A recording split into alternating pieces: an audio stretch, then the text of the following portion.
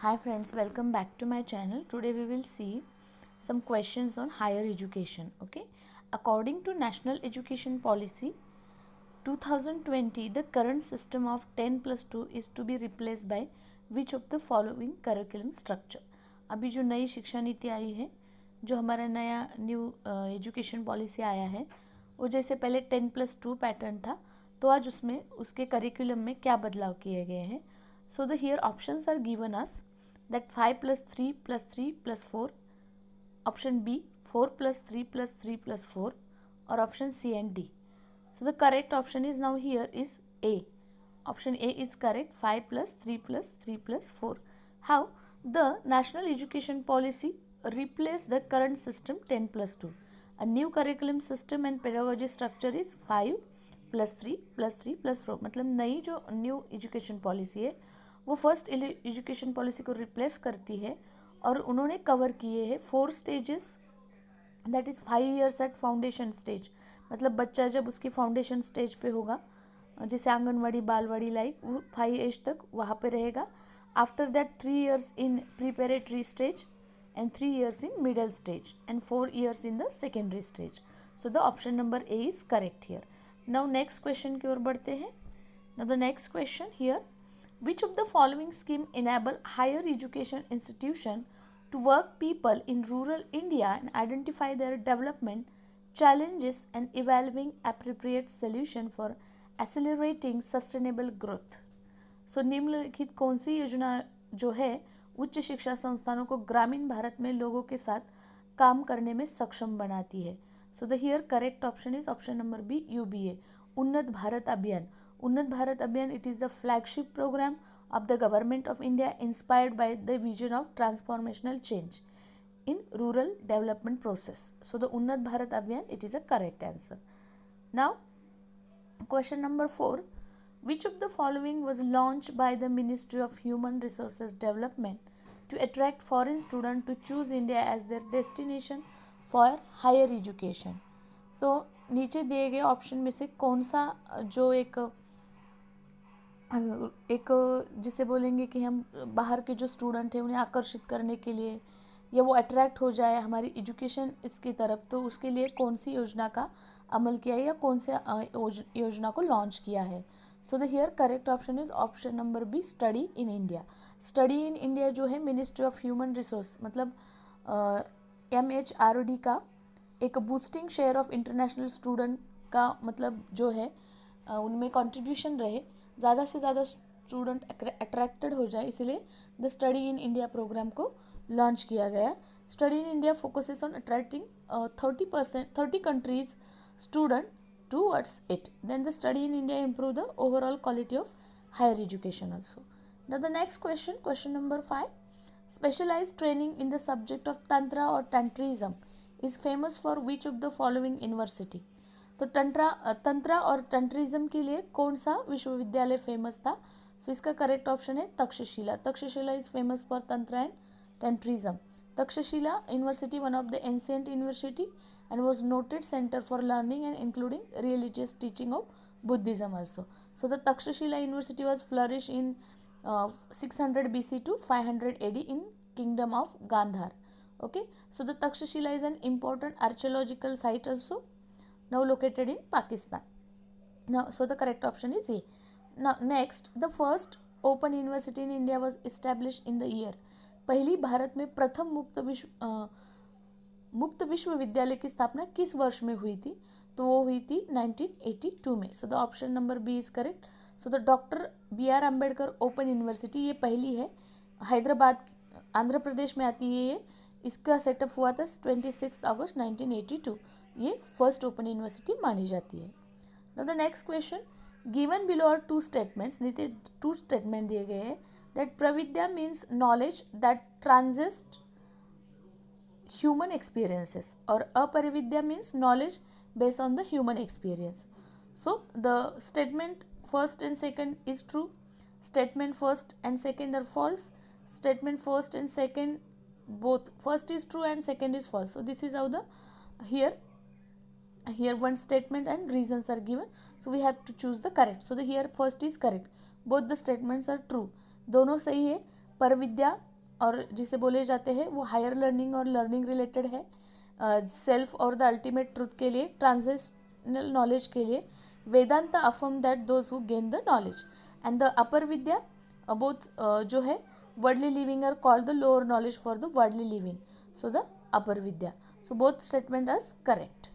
Now next, which of the following entries of the Indian Constitution deal with the coordination and determination of standards in institution for higher education or research or scientific and technical institution? Bharat के संविधान के निम्नलिखित में से कौन से प्रविष्ट उच्च शिक्षा संस्थाओं अथवा अनुसंधान संस्थाओं अथवा वैज्ञानिक और तकनीकी संस्थानों को मानक के समन्वय और निर्धारण का उल्लेख है? मतलब विच of the following entry, Indian constitution में ऐसा कौन सा कलम है जहाँ पे जो डील होता है determination of standard in institution for higher education? So the correct option is entry 66 of Indian constitution is related with it. So the option number D is correct here. Now next question, which of the following is the scheme of university grant commission? UGC की कौन सी scheme है for mentoring NAAC accreditation aspirant institution to promote quality assurance in higher education? तो उच्च शिक्षा में गुणवत्ता आश्वासन के लिए बढ़ावा देने के लिए नैक प्रत्ययन मतलब नैक एक्रेडिटेशन के एस्पिरेंट इंस्टीट्यूशन को प्रमोट करने के लिए कौन सा वो एक स्कीम है यूजीसी का? सो इसका करेक्ट आंसर है परामर्श. परामर्श स्कीम ऑफ यूजीसी, यूजीसी का एक स्कीम है. NAAC accreditation and aspirant institution को प्रमोट करने के लिए इसे लॉन्च किया गया है. परामर्श स्कीम जो है will be operationalised through the hub and spoke model. Hub is the mentor institution which has the responsibility lead to mentee institution through the secondary branches, and the spoke where the additional services provide. So this is how the scheme is launched by the UGC for NAC accreditation, that is a परामर्श. उसके बाद हमारा next सवाल आता है, which among the following is the statutory function of UGC? नीचे दिए गए फंक्शन में से कौन सा स्टैट्यूटरी फंक्शन है यूजीसी का? सो इसका करेक्ट ऑप्शन है option number C, to determine and maintain the standard of teaching and research in university. मतलब विश्वविद्यालयों में शिक्षण और अनुसंधान के मानकों को निर्धारित रखना ये यूजीसी का स्टैट्यूटरी फंक्शन है. The main aim and role of higher education is to provide fund. तो मेन यूजीसी का रोल क्या है? To provide funds to universities and coordinate with them. Okay, now the next question, which of the following are the objective of Rashtriya Uchchatar शिक्षा अभियान रूसा? रूसा का कौन सा main objective माना जाता है? तो इसमें ऑप्शन दिए गए हैं, creating and enabling atmosphere to the promote research and innovation, correct the regional imbalances in term of access to higher institution, and ensure adequate availability of the quality. देखो, अगर हम रूसा को देखेंगे, सो द राष्ट्रीय उच्चतर शिक्षा अभियान जो रूसा है is a centrally sponsored scheme है which aim to improve the access, जो लॉन्च किया गया है to access to equity and quality in higher education through the plan development. So the silent objective include the ensuring adequate availability of faculty in higher education. So here correct option is C, that is A, B, C, D सारे के सारे ही सही है. चलो next question की तरफ बढ़ते हैं. National education policy use the word light but tight is regarded to. Rashtriya Shiksha Niti में लाइट बट टाइट इस वर्ड को इस्तेमाल किया गया है जिसका संदर्भ किससे आता है? So the correct option is regulation. So the single regulator, the National Higher Education Regulatory Authority, जिसे बोला जाता है NHERA, National Higher Education Regulatory Authority, will be set to regulate light but tight and facilitative manner, meaning that a few important matters, particularly financial probability goods governance. So the here correct option is regulation and it is correct. Now, which among the following education policies recommended public spending of 6% for education? ऐसी कौन सी नीचे दी गई policy है जो ये recommend करती है public spending और 6% फॉर एजुकेशन? सो इसका सही ऑप्शन है डी, नेशनल एजुकेशन पॉलिसी 1968. जितनी भी एजुकेशन पॉलिसी आई है, जो 68 में आई हो, 86 में आई हो, 20 में आई हो, so they is both recommended the public spending of 6% for education. So the public spending on education has not even come close to the recommended 6% of GDP. So it was first evisaged by the 1960. So now it's recommended as a 6%. So the option number all the above is correct. Now which among the following organizations will replace CABE? कौन सा organisation जो as a CABE replace हुआ है? सो इसका सही जवाब है Rashtriya Shiksha Aayog. The national education policy has recommend the creation of Rashtriya Shiksha Aayog for elementary to university education.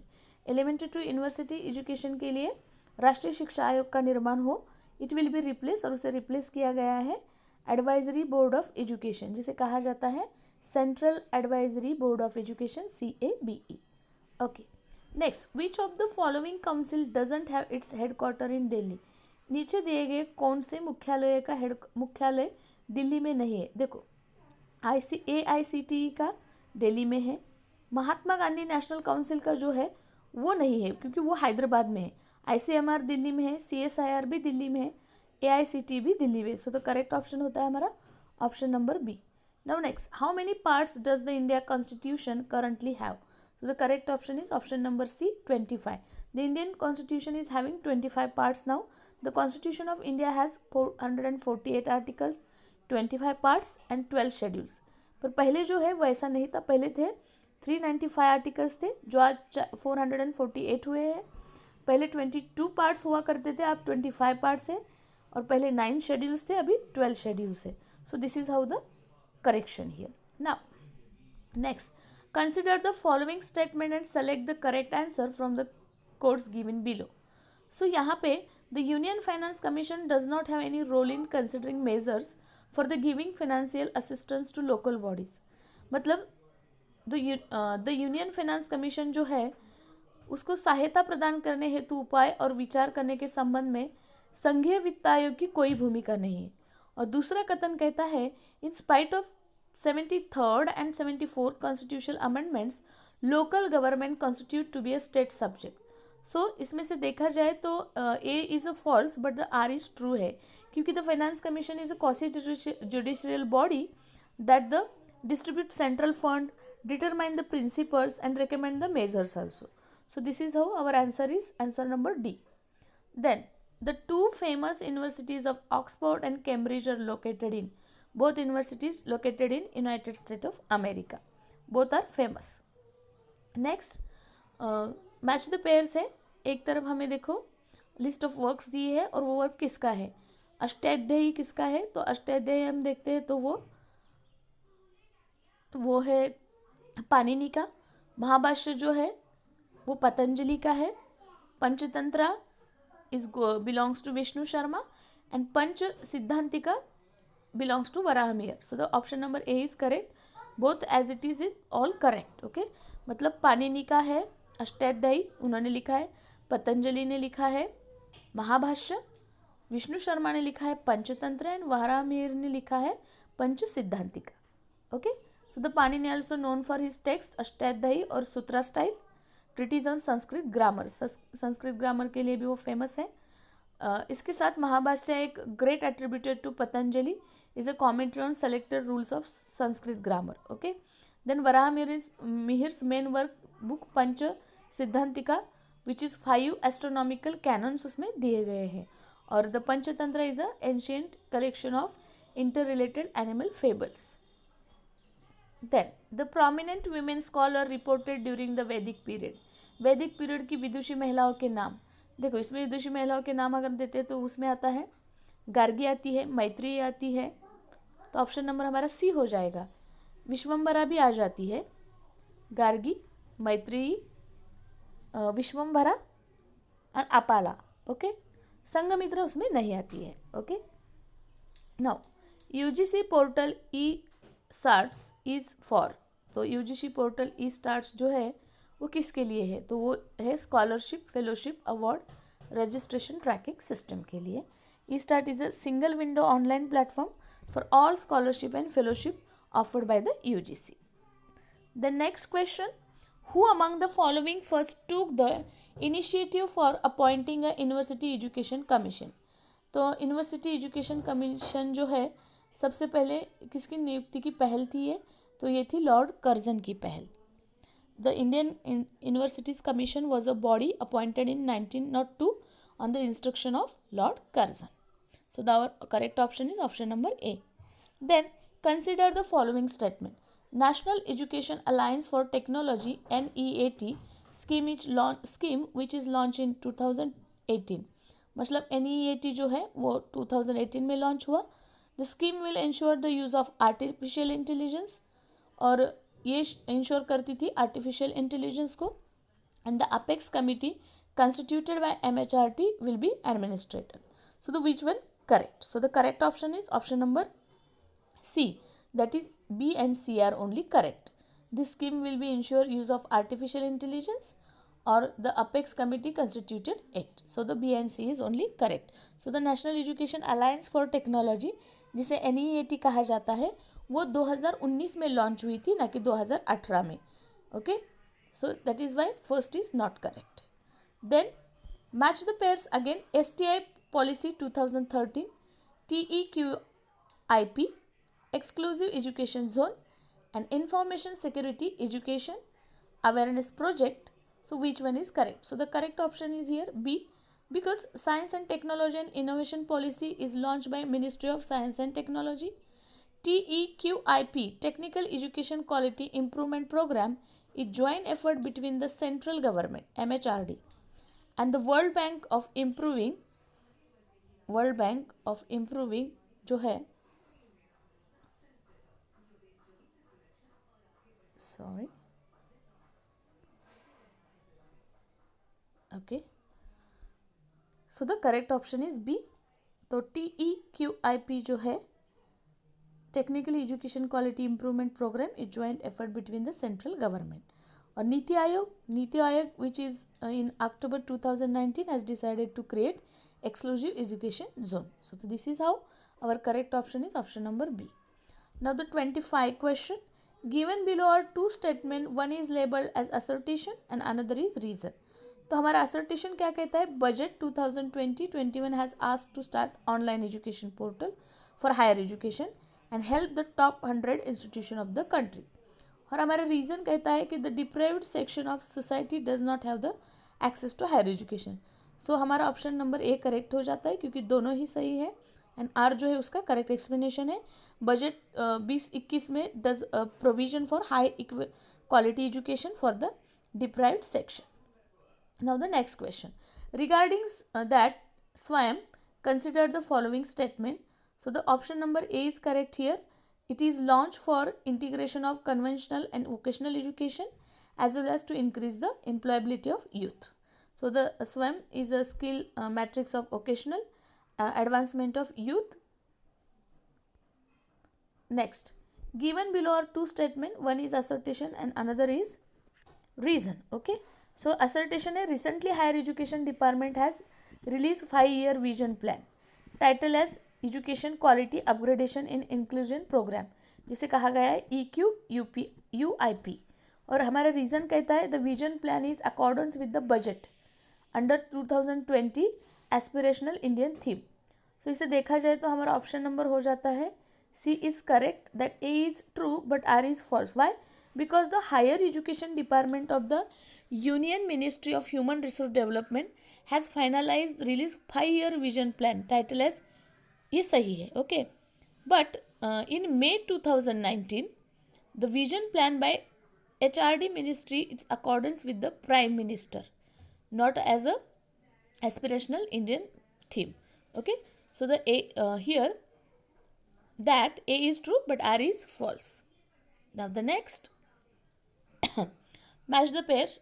कुछ कमिटीज़ है और उसके ऑब्जेक्टिव्स को हमें मैच करना है. तो यशपाल कमेटी का ऑब्जेक्टिव क्या है? तो यशपाल की कमेटी का अगर ऑब्जेक्टिव देखें तो वो है renovation and rejuvenation of higher education. The Gajendra Gadkar committee का अगर हम देखें तो उसका आ जाएगा that is on governance of university. Third Subramanyam committee आती है, सुब्रमण्यम कमेटी का आ जाएगा here third, that is to devise new education policy. And हमारा जस्टिस पुनियार कमेटी का रिपोर्ट का हो जाएगा financing of higher education.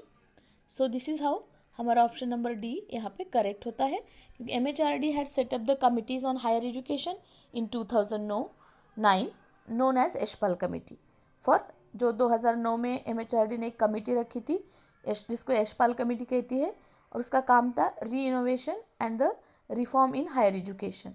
और उसकी तरफ दूसरी देखेंगे, the Gajendra Gadkar committee was constituted in 1971 on governance of universities and colleges. And the report of the justice Punnayya committee आई थी, उसका काम था financing over higher education and highlight the need to review restructure. Then उसके बाद आता है, it was constituted in 1992, that is TSR Subramanyam committee, जिसने रिपोर्ट सबमिट किया था on education policy in 2016. So it was constituted in 2015. Okay, now the next, national policy on skill development is launched in. So the national policy on skill development जो launch हुई थी वो हुई थी 2009 में। Recently minister of skill development and entrepreneurship presented the update on national policy on skill development Rajya Sabha. Okay, so हमारा answer हो जाएगा option number A is correct. Now our last question of this video, which of the following is not launched by IGNOU. नीचे दिए गए कौन सा इग्नू ने launch नहीं किया है? तो Lekhika 2007 is developed by the CDAC under the India's IT ministry. Okay, so Gyan Kosh is launch by IGNOU, EduSat is launched by IGNOU, and that Sakshat portal also launched by IGNOU, but जो लेखिका है वो IGNOU का नहीं है, वो CDAC इंडिया के IT ministry के under launch हुआ था। IGNOU is knowledge depository launch by IGNOU in 2005. EduSat is satellite leveraged by IGNOU to offer online courses, and Sakshat portal was developed by IGNOU in 2006. So this is how our 30 question on higher education in this video.